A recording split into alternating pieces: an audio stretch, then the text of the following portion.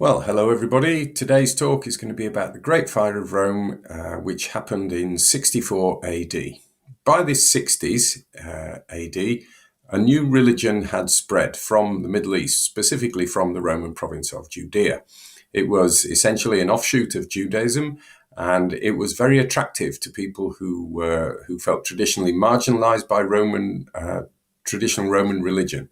It offered a fellowship of believers, it was open to all classes and genders, and it offered a promise of heavenly eternal life. This was quite attractive to people who would have felt excluded from traditional Roman religions for reasons of social class or gender, or the fact that they couldn't afford the very expensive sacrifices that you might need to make in order to be an active member of a particular cult. It very much challenged traditional Roman ways of thinking too. That idea of sacrifices to gods had been going for hundreds of years. A lot of people did what they did because that's what they did, rather than because they had a particular belief in what the outcome might be. It was a worry of what might happen if you didn't continue doing it. It gave very much a sense of binding communities together, that communal sacrifice. Once an animal had been sacrificed, the meat then became available to the community, probably one of the only times that certainly poorer people would have had access to the eating of meat. So sharing that communal meal was quite a big deal. If you didn't take part in that, therefore, you were kind of marginalizing yourself on the edge of society. There were also rumors about various secret practices that Christians might have been involved in, including orgiastic behavior. That's how the idea of freedom of the love within the community was. Cannibalism, with the words of a Eucharist talking about the body and blood of Christ. Even by the 2nd or 3rd century, according to Minucius Felix, child murder, babies being wrapped in pastry and sacrificed. So Christians were a pretty marginal group in society for social, religious, and also perhaps racial reasons.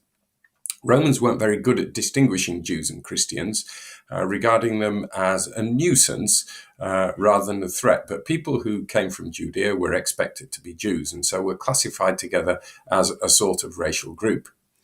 It's interesting, just as an aside at this point, that the book of Acts of the Apostles in the New Testament gives us a very interesting insight into what life was like within the Roman Empire, but not from a Roman point of view. Pretty much every other source that there is, written sources, comes from a Roman point of view. So the Acts of the Apostles, if you want the other side of the story, that's quite an interesting source. Anyway, in 64 AD, a great fire broke out in Rome, as reported by Tacitus. No one really knows what the origin was, but Rome was a city built of combustible materials. It was very densely constructed, so it's no great surprise that once a fire started, it could spread pretty quickly and disastrously. The rumours started fairly soon afterwards, as Tacitus reports, that Nero was planning to build a giant golden house on land cleared after the fire. This is what Tacitus says in Annals Book 15. But not by human aid, nor by distributions from the emperor, nor by appeasement of the gods could the slur be removed, but it was believed that the fire had been started by order. Therefore, to abolish the rumour, Nero substituted culprits and inflicted most extreme punishments on these, hateful by reason of their abominations, who were commonly called Christians. Christus, the originator of that name, had been executed by the procurator Pontius Pilate. This pernicious superstition, checked for the moment, was bursting out again not only throughout Judea, the birthplace of the plague, but also throughout the city, into which all its horrible and shameful streams from every quarter and is constantly practiced. Therefore, first those who confessed were arrested, then on their information a huge throng was convicted, not so much on a charge of arson as because of their hatred of the human race. Mockery was added as they perished, so that they died either covered by the skins of wild beasts and torn to pieces by hounds, or were nailed on crosses to be set on fire, and when daylight failed, were burnt to give illumination by night. Nero had even offered his own gardens for the spectacle, and produced a show like that of the games, mingling with the common people in the dress of a charioteer or driving his chariot. As a result, compassion began to spring up. although it was for those who were guilty and deserved the most exemplary punishment, as if they were being destroyed not for the public good, but to satisfy the cruelty of one man. Suetonius, in a small line in his Life of Nero, also reported that the Christians, a kind of men given to a new and mischievous superstition, he tortured and put to death. But Suetonius doesn't give us any other details on that score. So, what comes out of this account is how unpopular Christians already were, hated because of their abominations.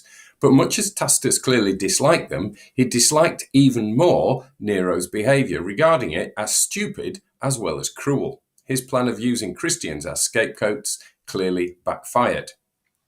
As far as we know, this was an isolated persecution of the church at this stage, and fairly short-lived. It was brutal, set a precedent perhaps, and certainly gave source material for the excellent Quo Vadis film with Peter Ustinov as Nero. And if you've not seen that, you should definitely see that. What can we learn from all this? Vilification and persecution, as well as being immoral, are stupid and counterproductive. Just because you don't know what something is does not make it evil. And the next time you see a Roman candle firework, think of those nailed to crosses to be set on fire to give illumination to Nero's gardens by night. More on 2nd century church next episode.